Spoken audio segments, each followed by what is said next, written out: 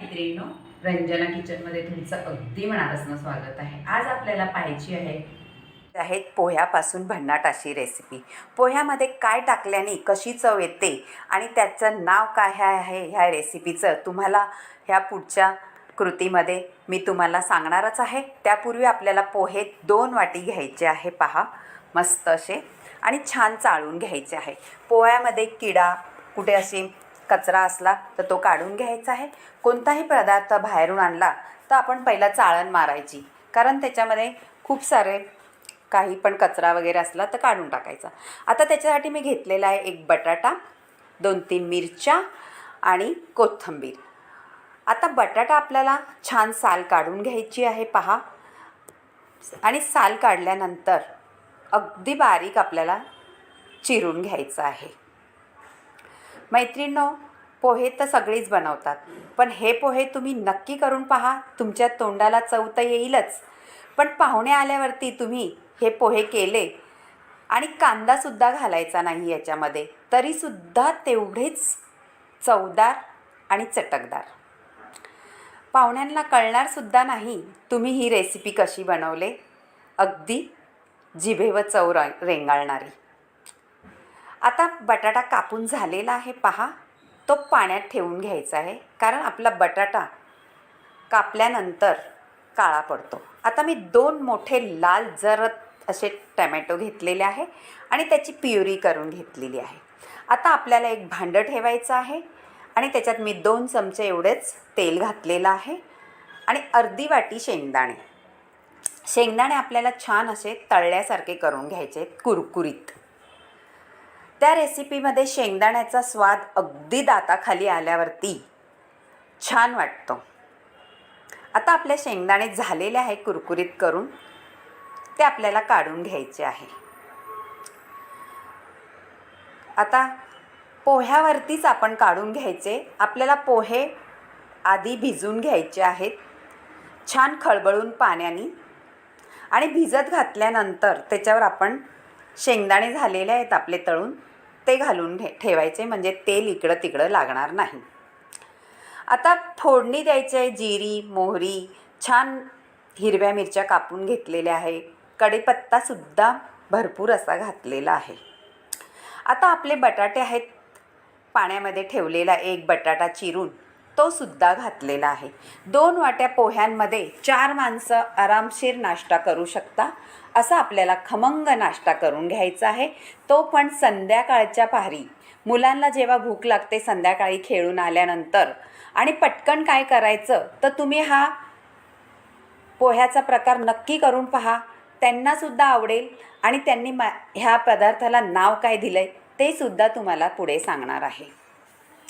आता थोडंसं मी हळद घालून घेतलेली आहे आणि मसालासुद्धा आहे आपला मिरची पावडर लाल.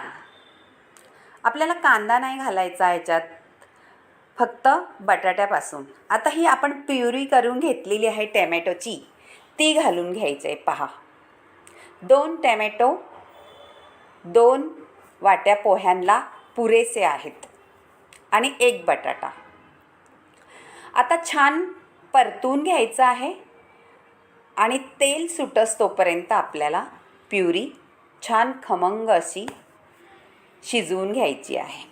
झाकण ठेवल्यानंतर लवकर तेल सुटतं आणि टॅमॅटोही छान शिजला जातो. झालेला आहे आपला पहा, आणि तेलही सुटलेलं आहे मैत्रिणींनो. आता आपण मीठ घालून घेऊ चवीनुसार. मैत्रिणींनो, नक्कीच हा वेगळा प्रकार आहे पोह्याचा आणि अगदी झटपट होणारा. 5 मिनिटात, काहीही वेळ नाही लागत, आपल्या घरातल्याच पदार्थामध्ये बनू शकणारा पोह्याचा प्रकार आहे. आता झालेली आपली ग्रेव्ही छान शिजून आणि तेलही सुटलेलं आहे. आता आपल्याला त्याच्यात घालून घ्यायचे आहेत पोहे. शेंगदाणे मी वरून घातले होते त्याच्यात तळलेले, ते सुद्धा छान असे मोकळे करायचेत आपल्याला पोहे. आणि पोह्यांचा गिचका न होता पहा कसे मोकळे दाणेदार पोहे होत आहेत आपले. आता मोकळे करून घ्यायचे आणि मग टाकायचे आहेत पोहे आपले सगळे. आता पोहे घालून घेतल्यानंतर आपण सगळं असं एकत्र करायचं आहे आणि छान एकजीव करून घ्यायचं आहे. नक्कीच आपल्या जिभेला चव देणारा हा पोह्याचा प्रकार आहे. नक्की करून पहा. अजूनही काही पदार्थ आपल्याला घालायचे आहेत त्याच्यावरती, ते सुद्धा तेवढेच रुचकर आणि खमंग आहेत. छान हलवून घेतल्यानंतर पहा, कलरही एकदम भन्नाट आलाय का नाही, लाल कलर सारखे, पोह्यांसारखा कलर आलेला नाही. नेहमी आपण पोहे करतो तो पिवळा कलर येतो, पण ह्या पोह्यांचा आपल्याला लाल भडक कलर करून घ्यायचा आहे.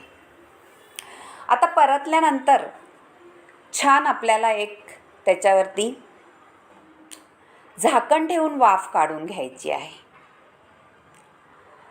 आता छान हलवून तर झालेलं आहे. पहा मैत्रिणींनो, तुम्हाला असे पोहे जर आवडत असले मी केलेले तर नक्की करून पहा आणि रंजना किचनला लाईक करा. आता मी साखर घालून घेतलेली आहे चवीनुसार. आपला टॅमॅटोही आंबट असतो थोडासा, त्याच्यामुळे साखर घातल्याने पोह्यांना चांगली चव येते. साखर घेतल्यानंतरही छान हलवून घ्यायचं आहे, म्हणजे साखर त्याच्यात विरघळते. पहा, छान मोकळे सडसडीत असे आपले पोहे झालेले आहेत. अजिबात गिचका झालेला नाही. आणि आपण पोहे आधी भिजत ठेवले म्हणून छान त्याला मोकळे सटसटीत होण्यात मदत होते. आता एक वाफ काढून घेऊ, म्हणजे आपले टॅमॅटो प्युरे आणि सगळा मसाला आहे तो त्याच्यामध्ये लागला जाईल. एक वाफ काढून घ्यायची आहे आणि बटाटाही आपला छान मऊसर होईल. आता झालेला आहे पहा, मस्त असं कलरही छान आलेला आहे. हे मी घेतलेले आहेत, याचं नाव आहे, मी तुम्हाला सांगते, सनसेट पोहे. सनसेट पोहे याच्यासाठी म्हणायचे आहे, सूर्यनारायण उतरला खाली, संध्याकाळ झाली का जसा लाल भडक होतो त्याचप्रमाणे आपल्या पोह्याचा कलर असा लाल भडक झालेला आहे. पहा, छान असा. नक्कीच तुम्हाला आवडेल असे पोहे केलेले, आणि करून पहा. अजूनही त्याच्यामध्ये आपल्याला पदार्थ घालायचे आहेत. वरून वाढून घेते मी आणि नंतर घालून घेते. करून पहा. आता झालेलं आहे वाढून. आता त्याच्यावर आपल्याला छान लिंबू पिळायचं आहे. लिंबाचाही स्वाद छान येतो. आणि ओलं खोबरं आणि कोथिंबीर, थोडेसे शेंगदाणे उरवले होते ते सुद्धा वर घालून घेते. आणि आता आपल्याला संध्याकाळच्या नाश्त्याला ताव मारायचा आहे. पहा, आहे का नाही सनसेट पोहे, लाल भडक माल कडक. नक्की करून पहा आणि रंजना किचनला लाईक करा, शेअर करा, कमेंट करायला विसरू नका मैत्रिणो. अगदी तुमच्या जिभेवर चव रेंगाळणारा हा पोह्याचा पदार्थ झालेला आहे आणि तुमच्या मुलांना सुद्धा तेवढाच आवडेल. माझ्या नातवंडांनीच हे नाव दिलेलं आहे सनसेट पोहे, कारण त्यांना भूक लागली होती आणि पटापट मी असे करून त्यांना खाऊ घातले. त्याच्यामुळे त्यांना इतके आवडले. तुमच्याही नातवंडांना, मुलांना, बाळांना असे खाऊ घाला आणि त्यांनाही तेवढाच हा पदार्थ आवडेल. आणि घरातल्या सामग्रीपासून 5 मिनिटात होणारे, काहीही वेळ न लागणारे व्हिडिओ संपूर्ण पहा, म्हणजे तुम्हाला कळेल. Bye bye.